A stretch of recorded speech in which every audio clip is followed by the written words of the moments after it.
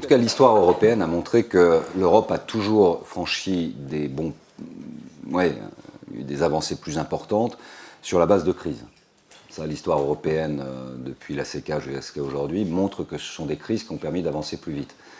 Sauf que là, la nature est beaucoup plus profonde, puisque ça remet en cause le financement des politiques publiques, le principe même du niveau de déficit, et donc aussi le modèle social de chacun de ces pays. On n'a pas tous le même modèle social, on n'a pas tous les mêmes priorités de politique publique, et cette crise nous amène à avoir le même rythme de réduction de déficit. Et donc, derrière, et c'est ça qu'il faut voir si on est positif, il faudrait aller vers une convergence fiscale totale, particulier entreprise, qu'on n'ait plus cette échelle du perroquet inutile et assez désagréable entre les États sur des fiscalités avantageuses pour certaines entreprises et d'autres moins dans d'autres pays, tout simplement pour des raisons de besoin de recettes pour financer des politiques publiques différentes. Prenons les éléments comparatifs les plus saillants entre l'Allemagne et la France. L'Allemagne, on dit, oui, elle a une économie très tournée vers l'extérieur, avec un système à l'export remarquable et avec un niveau de chômage très faible. C'est vrai. L'Allemagne a fait aussi le choix d'un consensus de modération salariale, pour ne pas dire de blocage des salaires avec les réformes Schröder, qui leur a redonné des marges de compétitivité. C'est un choix économique. Est-ce que la France aurait été capable d'imposer politiquement et socialement auprès des syndicats un blocage des salaires pendant 5-8 ans ? J'attends de voir quel est le fou furieux qui va aller à la tribune en disant « je suis candidat à l'élection présidentielle et je vous propose ça ». Deuxièmement, l'Allemagne n'a pas de salaire minimum. Troisièmement, l'Allemagne a fait un choix de reversion des pensions de retraite beaucoup plus faible que le nôtre. C'est-à-dire, en gros, il vaut mieux être retraité en France que retraité en Allemagne. Et l'Allemagne a un autre vrai problème qui est sa démographie, qui est une population vieillissante. Et vous avez même des études, un certain nombre de structures, qui montrent que dans 40 ans, je crois, c'est-à-dire à l'échelle de 2 générations, la France sera devant l'Allemagne en termes de population. Et si rien n'est fait en matière d'immigration, par exemple, pour dire les choses clairement, dans 2 siècles, il n'y aura plus d'Allemands. C'est-à-dire ce sera une terre de politique de peuplement extérieur s'ils ne le maîtrisent pas. Donc vous voyez bien que la clé de toute façon, soit dans vos études ou dans la décision, dans la responsabilité que vous serez appelé à prendre, soit dans l'entreprise ou ailleurs, c'est la démographie. C'est-à-dire pour qui on travaille. Donc pour un État, c'est la démographie. En fonction de la démographie, on sait combien il y a de naissances, combien il y a de décès, combien il y a de tranches d'âge et quel type de politique publique on doit avoir. En 2015, en Europe, vous aurez plus de décès que de naissances. La France, malgré son taux de fécondité très avantageux, pour des raisons qui nous échappent un peu d'ailleurs, parce qu'il n'y a pas plus de panne de courant en France qu'ailleurs,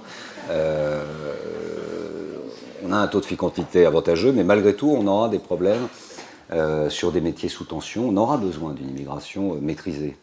C'est pour ça que le débat sur l'immigration mal abordé est un débat qui ne fait que nourrir les populismes. Donc il faudrait partir de la démographie pour aborder la problématique des métiers sous tension, pour négocier de manière choisie avec un certain nombre de pays sources et pour arriver ensuite à des politiques publiques adaptées qui nous permettront d'avancer ensemble.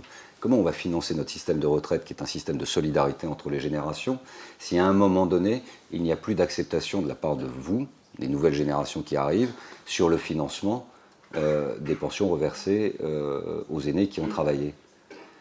Là aussi, il y a des études qui sont assez frappantes et qui doivent interpeller les politiques.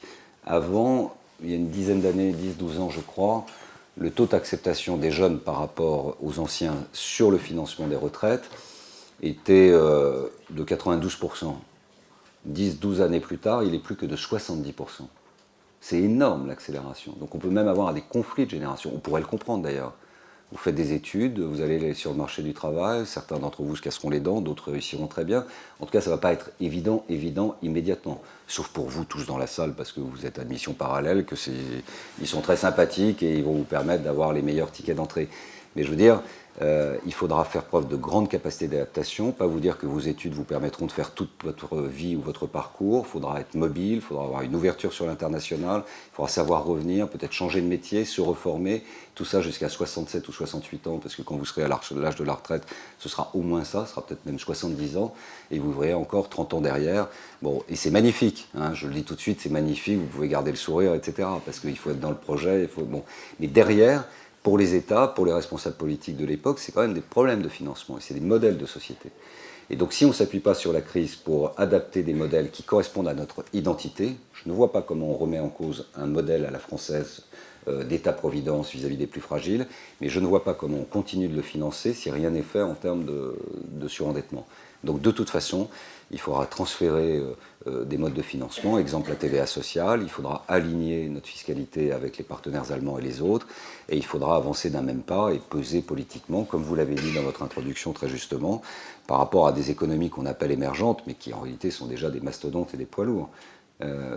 La Chine va accéder au rang d'économie de marché, je pense, en 2015-2016.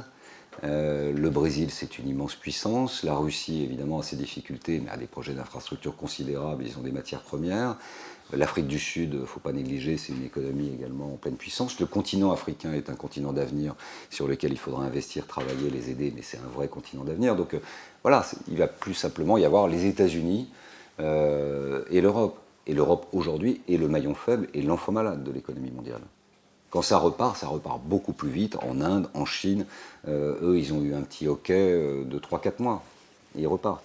Nous, valeur aujourd'hui, et c'est normal, on est une économie très avancée, mais on ne va pas produire 3 TGV pour doubler la ligne Paris-Lyon. Enfin, il faut voir le pays dans lequel on vit, qui est un pays immensément protecteur, très développé, avec des infrastructures ouvertes sur l'extérieur, un niveau d'éducation exceptionnel.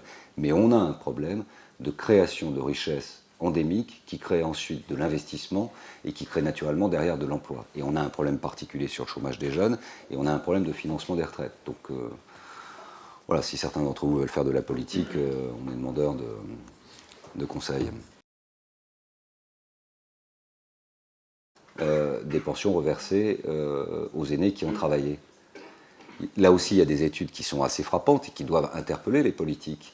Avant, il y a une dizaine d'années, 10-12 ans je crois, le taux d'acceptation des jeunes par rapport aux anciens sur le financement des retraites était de 92%. 10-12 années plus tard, il est plus que de 70%. C'est énorme l'accélération. Donc on peut même avoir des conflits de génération. On pourrait le comprendre d'ailleurs. Vous faites des études, vous allez sur le marché du travail, certains d'entre vous se casseront les dents, d'autres réussiront très bien. En tout cas, ça ne va pas être évident immédiatement. Sauf pour vous tous dans la salle, parce que vous êtes à admission parallèle, ils sont très sympathiques et ils vont vous permettre d'avoir les meilleurs tickets d'entrée.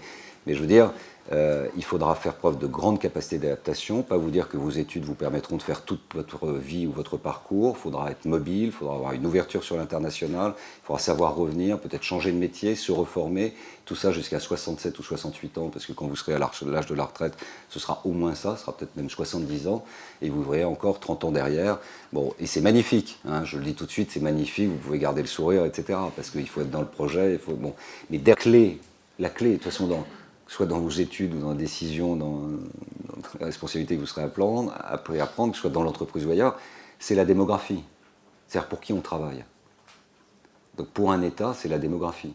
En fonction de la démographie, on sait combien il y a de naissances, combien il y a de décès, combien il y a de tranches d'âge et quel type de politique publique on doit avoir.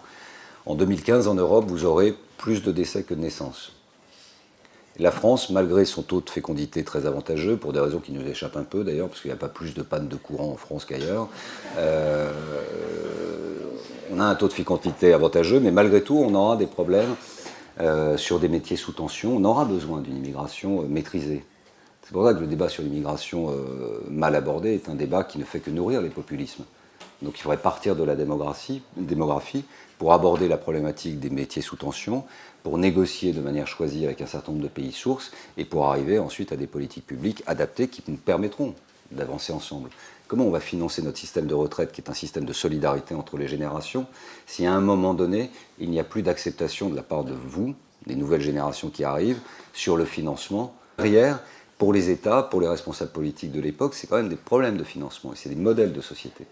Et donc si on ne s'appuie pas sur la crise pour adapter des modèles qui correspondent à notre identité, je ne vois pas comment on remet en cause un modèle à la française d'État-providence vis-à-vis des plus fragiles, mais je ne vois pas comment on continue de le financer si rien n'est fait en termes de surendettement. Donc de toute façon, il faudra transférer des modes de financement, exemple la TVA sociale, il faudra aligner notre fiscalité avec les partenaires allemands et les autres, et il faudra avancer d'un même pas et peser politiquement, comme vous l'avez dit dans votre introduction très justement, par rapport à des économies qu'on appelle émergentes, mais qui en réalité sont déjà des mastodontes et des poids lourds. La Chine va accéder au rang d'économie de marché, je pense, en 2015-2016. Le Brésil, c'est une immense puissance. La Russie, évidemment, a ses difficultés, mais a des projets d'infrastructures considérables. Ils ont des matières premières. L'Afrique du Sud, il ne faut pas négliger, c'est une économie également en pleine puissance. Le continent africain est un continent d'avenir sur lequel il faudra investir, travailler, les aider, mais c'est un vrai continent d'avenir. Donc voilà, il va plus simplement y avoir les États-Unis et l'Europe. Et l'Europe aujourd'hui est le maillon faible et l'enfant malade de l'économie mondiale. On dit oui, elle a une économie très tournée vers l'extérieur, avec un système à l'export remarquable et avec un niveau de chômage très faible. C'est vrai. L'Allemagne a fait aussi le choix d'un consensus de modération salariale, pour ne pas dire de blocage des salaires avec les réformes Schröder, qui leur a redonné des marges de compétitivité. C'est un choix économique. Est-ce que la France aurait été capable d'imposer politiquement et socialement auprès des syndicats un blocage des salaires pendant 5-8 ans? J'attends de voir quel est le fou furieux qui va aller à la tribune en disant « je suis candidat à l'élection présidentielle et je vous propose ça ». Deuxièmement, l'Allemagne n'a pas de salaire minimum. Troisièmement, l'Allemagne a fait un choix de reversion des pensions de retraite beaucoup plus faible que le nôtre. C'est-à-dire, en gros, il vaut mieux être retraité en France que retraité en Allemagne. Et l'Allemagne a un autre vrai problème qui est sa démographie, qui est une population vieillissante. Et vous avez même des études, un certain nombre de structures, qui montrent que dans 40 ans, je crois, c'est-à-dire à l'échelle de 2 générations, la France sera devant l'Allemagne en termes de population. Et si rien n'est fait en matière d'immigration, par exemple, pour dire les choses clairement, dans 2 siècles, il n'y aura plus d'Allemands. C'est-à-dire ce sera une terre de politique de peuplement extérieur s'ils ne le maîtrisent pas. Donc vous voyez bien que la...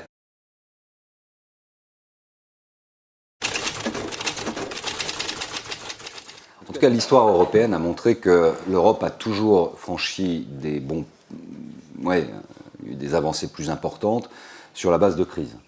Ça, l'histoire européenne, depuis la CK jusqu'à aujourd'hui, montre que ce sont des crises qui ont permis d'avancer plus vite. Sauf que là, la nature est beaucoup plus profonde, puisque ça remet en cause le financement des politiques publiques, le principe même du niveau de déficit, et donc aussi le modèle social de chacun de ces pays. On n'a pas tous le même modèle social, on n'a pas tous les mêmes priorités de politique publique, et cette crise nous amène à avoir le même rythme de réduction de déficit.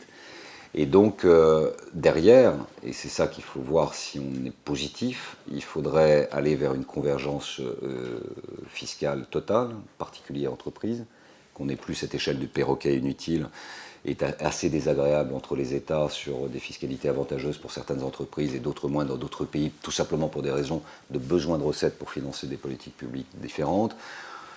Prenons les éléments comparatifs les plus saillants entre l'Allemagne et la France. L'Allemagne,